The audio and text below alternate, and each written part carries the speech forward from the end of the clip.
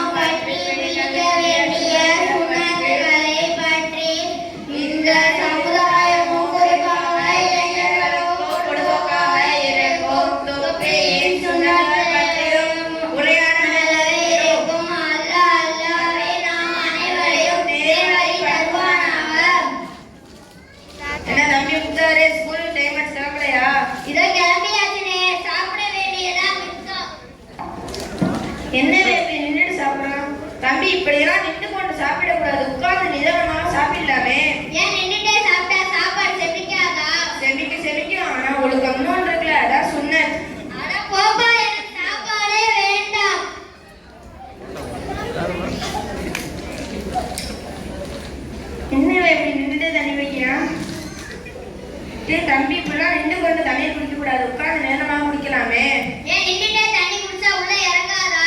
இறங்க ஆனா ஒழுக்கம்னு ஒன்று இருக்குல்ல. அட போப்பா, ஒழுக்கமாவது புழுக்கமாவது நான் தண்ணியே குடிக்கலப்பா. தம்பி இப்ப எங்க போறிய? இந்த டைம்ல வேற எங்க போக? பள்ளிக்கூடத்துக்கு படிக்கதான் போறேன். ரொம்ப நல்லது, பள்ளிக்கூடம் போறது முடிவு பண்ணிட்டிய. யூனிஃபார்ம் போட்டு போனா நல்லா இருக்குமே. ஏன் யூனிஃபார்ம் போடாட்டா படிப்பு மண்டையில ஏறாதா? ஏறும், ஆனா டிசிப்ளின் ஒன்று இருக்குல்ல. அட போப்பா, டிசிப்ளினாவது நான் பள்ளிக்கூடத்துக்கே போகல.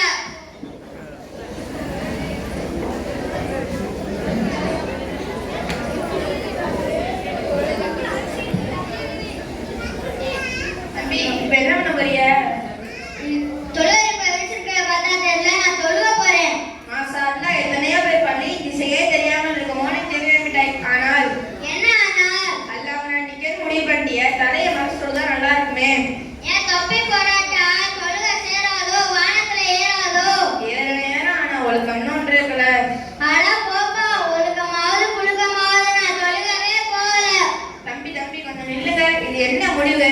வச்சா குடும்பி, அடிச்சா மொட்டையில கதையாவது இருக்கு. நான் என்ன சொன்னாலும் ஏன் கோச்சுக்கிறிய?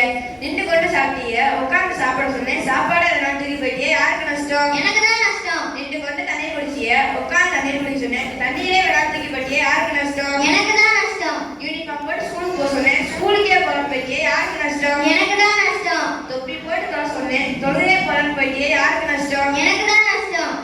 தம்பி ஒன்று சொல்றேன் கேளுங்க. நாங்கள் நபி ஸல்லல்லாஹு அலைஹி வஸல்லம் அவர்களோ அல்லது அவர்களின் அருமை தோழர்களோ தலையை திறந்து கொண்டு தொழுதாக ஒரு குறிப்பு கூட இல்லை.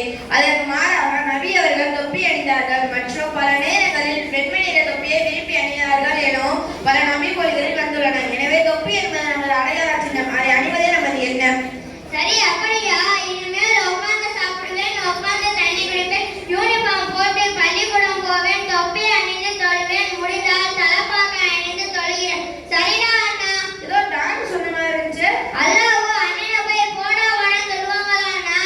சரி, வழக்கத்தை கொண்டு வந்ததே பெரிய விஷயம். நான் அவனை பாராட்டுகிறேன். வல்ல அல்லாஹ் நாம் வாழ்கின்ற காலங்களில் எந்த கொள்கை நாயகத்தின் பக்கம் இறைவனின் பக்கமும் மிக விரைவாக கொண்டே செல்லுமோ அப்படிப்பட்ட உயர்ந்த கொள்கையான அவ்வளவுனர் வந்தார் பக்கம் வல்ல அல்லாஹ் நம் அனைவரையும் ஆரோக்கிய அருள் புரிவானாக. அஸ்ஸலாமு அலைக்கும் வரஹ்மத்துல்லாஹி வபரகாத்துஹு.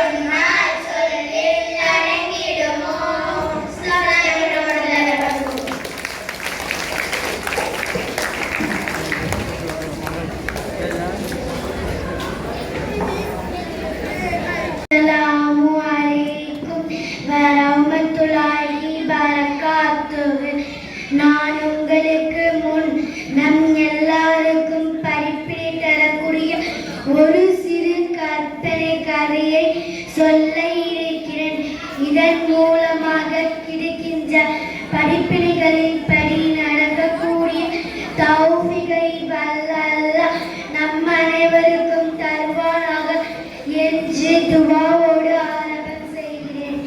அன்பிற்கினிய அல்லாஹ்வின் நல்லடியார்களே, நிறைமாத கர்ப்பிணியான ஒரு பெண்ணை அக்கம் பக்கத்தினாளர் மருத்துவமனையில் சேர்க்கப்பட்டார். உடனே அவளின் கணவருக்கு தகவல் தெரிவிக்கப்பட்டது. அவனும் உடனே வேலையை முடித்துவிட்டு வேக வேகமாக இறைவனிடம் பிரார்த்தனை செய்வதற்கு ஓடினார்.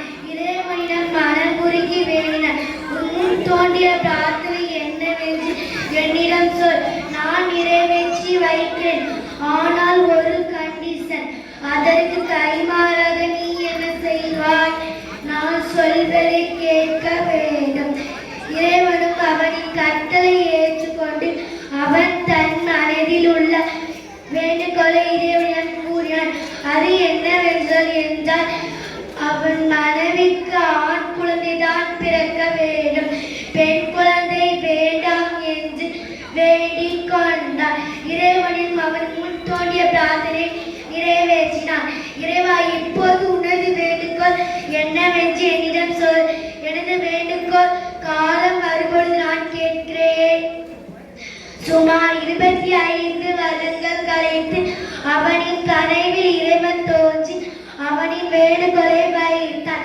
இறைவன் கேட்ட வேண்டுகோள் என்னென்றால், அவனுடைய மகன் திருமணத்திற்கு பொழுது பெண் வீட்டாரிடம் இருந்து எந்த வரட்சணையும் கேட்கக்கூடாது.